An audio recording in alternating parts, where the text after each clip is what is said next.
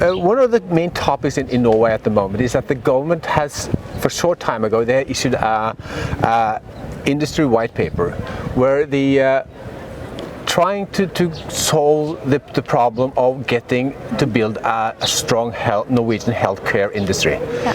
How do you think that is possible with the policy and the strategy that is lined up in this white paper? Oh, absolutely. So I'm truly excited about this white paper. You know, we've talked about this for a long time, so it's actually really fantastic to see the white paper and the principles that it outlines. We really embrace it as an industry. What I also really liked was the government wanted a true collaboration, so we were asked for input. We contributed a lot to the white paper. And I think one of the principles that I love about the white paper is this desire to have stronger public-private cooperation. Yeah. And to me, when that happens, great things happen. So having, again, as I mentioned, living in California and working there, being part of the life sciences industry in Switzerland, I've seen great projects come to life for health when public and private cooperate.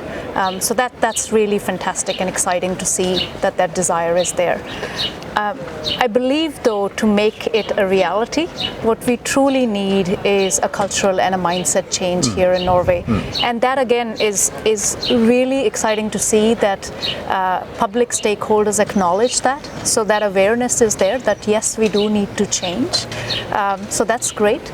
And my hope is that we can truly accelerate that change. So that it's not something that we create over 5 or 10 years. There's tons of really cool opportunities now. So my hope is we can accelerate that change and really work together closely in the short term. Sveinung Stensland, a prominent parliament member, he's talking about the culture, the need for culture change, because it's in Norway it's a problem to make a profit on healthcare. Yeah. What do you think about his perspective here? I think he's got exactly the right thoughts. So I fully agree with him and embrace his ideas. As he also mentioned, and others have mentioned, bringing about cultural change is a long-term thing. It's not something that you change in a day. But again, I'm excited that, look, we are all embracing the same principles. So my hope is that change will happen. Your company is one of the absolute leading innovative companies in the world. You have the third biggest pharmaceutical company. So you have tremendous intellectual and powers.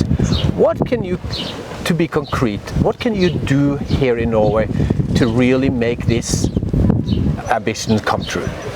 So one of the things that, two things, very concrete things. One of the things that we are unique in is that we are not just a pharmaceutical company. So we have a huge diagnostics business, and now we're also heavily investing in meaningful data business as well. So what I'm truly excited about is that we can bring solutions that not only treat patients in hospital, but also solutions that keep people out of hospital. So for example, we have an HPV test that diagnoses cervical cancer with 90% accuracy. So what does that mean in reality? It means more women get diagnosed with cervical cancer earlier, and hopefully they can be kept out of the hospital. And then, of course, I'm very proud that we can bring solutions for women when they do get sick, that we have the right medicines. So that's one part I think that's quite unique about Roche that we can bring to Norway. The other strength that we can bring to Norway is our expertise in data.